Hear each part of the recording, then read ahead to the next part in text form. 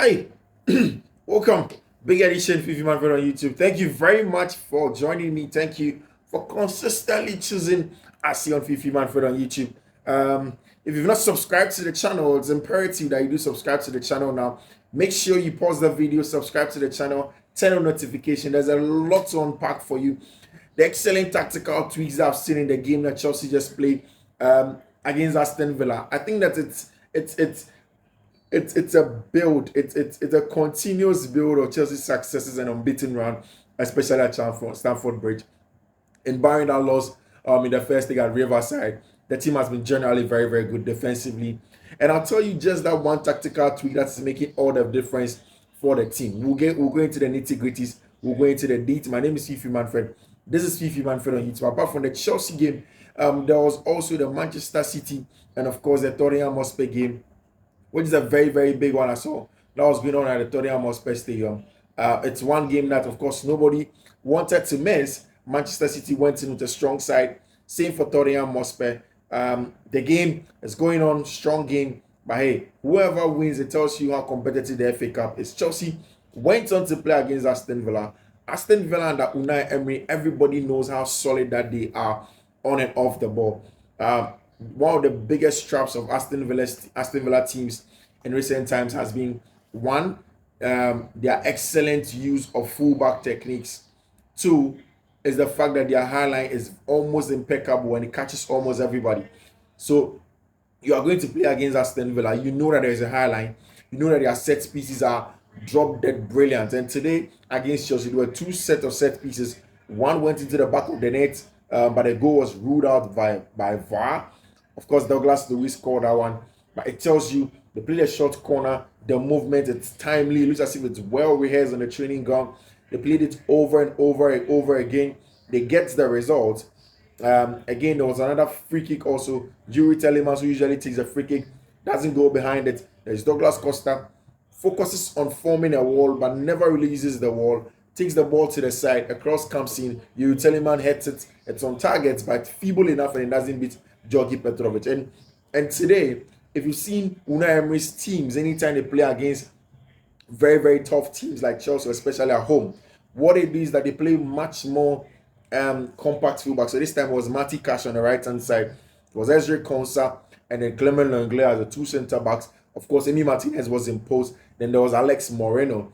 In the middle of the park, however, it was Kamara, Yuri Tilima, Douglas Luiz, and up top, Oli Watkins, John McGinn. So it was like a midfield diamond. Prevented Chelsea from playing through the middle, made it very compact. And if you know John McGinn, you know how much of a brute, aggressive midfielder he is in terms of the middle area.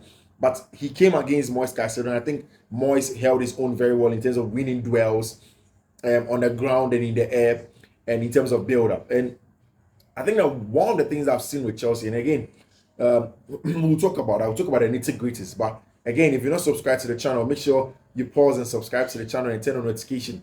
There's Fiifi-Manfred on YouTube. We are eternally and utterly excited to hear from you. Let us hear from you in the comment section. Drop your comments. Do you think that Chelsea's consistency is going to help Mauricio Pochettino? The fact that they are managing games well, they are getting some results, keeping clean sheet.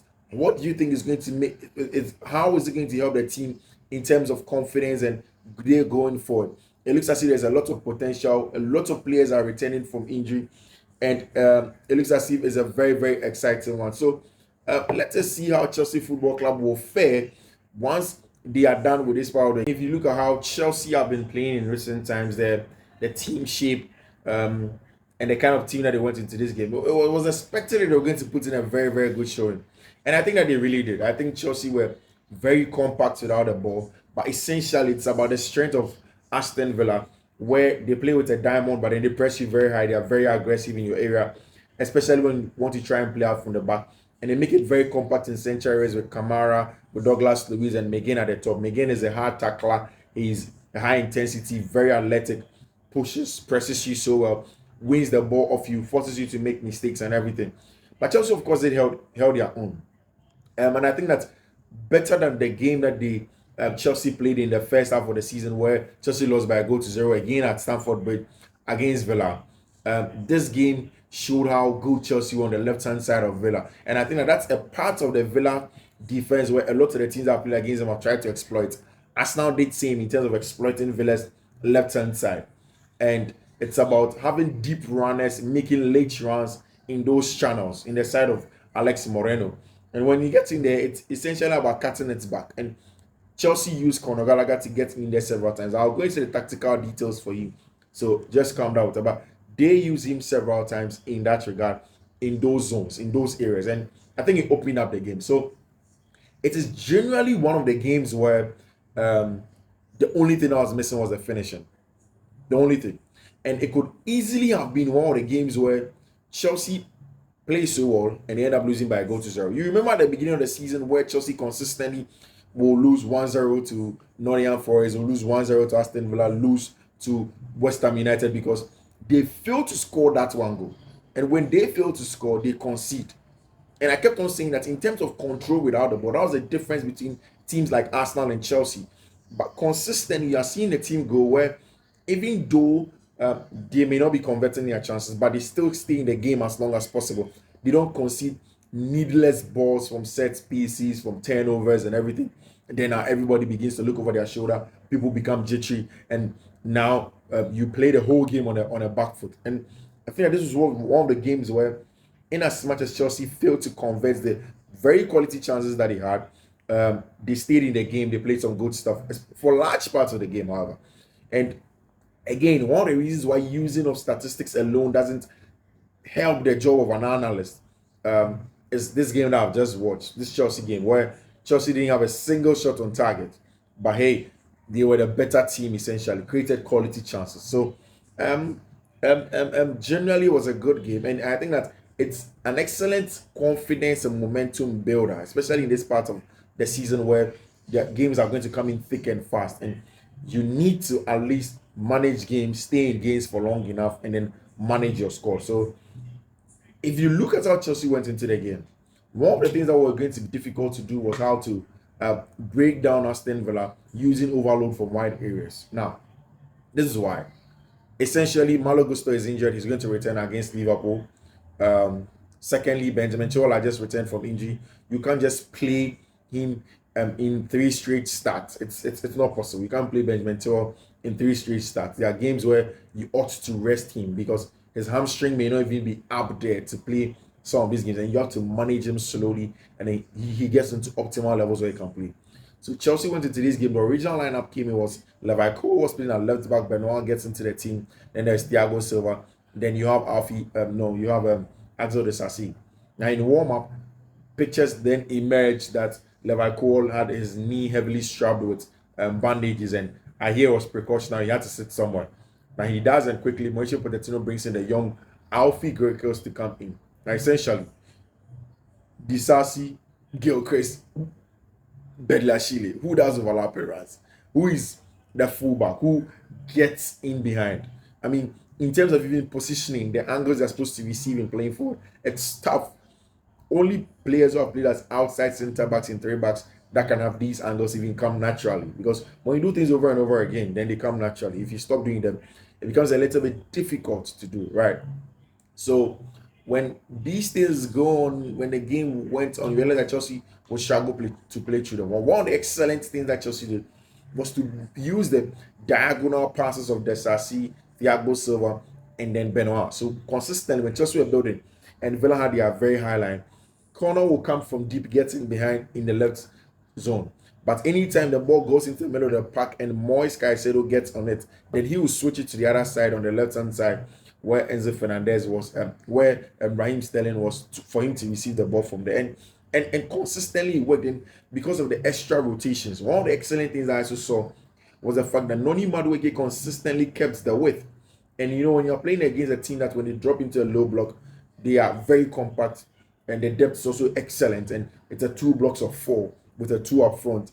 It's difficult for you to break them down. So you need wide 1v1 threat. You need somebody who has excellent withholding ability from wide areas, who can swing in some crosses, who can take on players, who can get into the box and make something dangerous happen.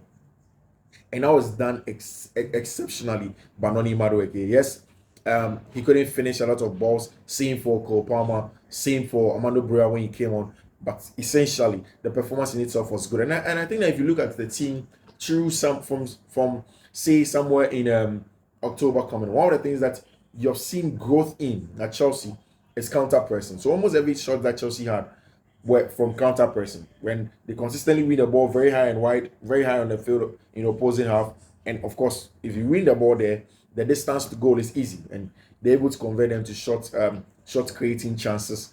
Albeit, of course, the finishing was a big deal, and that's a matter for another day. But in terms of counter pressing, in terms of being aggressive in the pressing, in terms of knowing when to drop off and then play in a mid block sometimes, because of course you can press throughout every game, knowing when not when to go, when to stop, what the triggers. I think the team are getting there. You're getting there. Like it's turning on, it's clicking, and the screws are turning, and things seem to be going in the right direction. Yes, it's going to take some more time, but seems to be going in some very good direction, given where the team has come from. So it's something I'm particularly excited about. The counter pressing, the building up from the back, having a specific game plan and shape and model to deal with Aston Villa's high line, and then the ability to stretch them as well, and then get in between the lines. I think it was something that was done exquisitely well for Mauricio Pochettino and his charges. And yes, there's a lot more to do. Yes, it will take some more time. Yes, they didn't end up winning the game. It was just a draw. There's a return leg at Villa Park. Yes, what matters in football is the goals. But in a team like Chelsea, when they've already gone to a cup final, when there's clear cut of successes and growth in the team, you essentially just have to be patient for the growth. You understand? And I think that that's something that I saw in this game that Chelsea played. Against Aston Villa. And for me, I'm excited. If you go back and watch the game that Chelsea played against Middlesbrough at the Bridge, there were some rotations where that went on. That will break down Middlesbrough easily. It was a rotation between Modric, Enzo, and then Benjamin Chilwell. So Chilwell comes inside. Enzo also comes inside to overload the central area so that Cole Palmer can push into the half space. Then Modric will keep the weight. It happens several times. There were times where Modric will come inside, Chilwell will keep the weight, and it helps so much in breaking down Middlesbrough. Today you don't have that because of course you don't have a natural fullback. He came in very late into the game. It was just necessarily for him to gain some match fitness and then go into games. But yes, of course, if he had been able to influence the game, that would have been good as well. But hey, generally, it was exciting stuff, and Chelsea do continue the unbeaten streak. Of course, Villa's rest defense to the end of the game, and Chelsea had some very decent chances as well. In the first half, in the second half as well. But yeah, Chelsea would have to go to Villa Park and get something done. And if you listen to what Mauricio Pochettino wanted to do with Cole Palmer, more like a false number 9. So yeah, guys, this was just my reaction to Chelsea's big game against Aston Villa. My name is Fiifi-Manfred. This is Fiifi-Manfred on YouTube. If you've not subscribed, do want to subscribe. I'll see you very soon. Bye bye.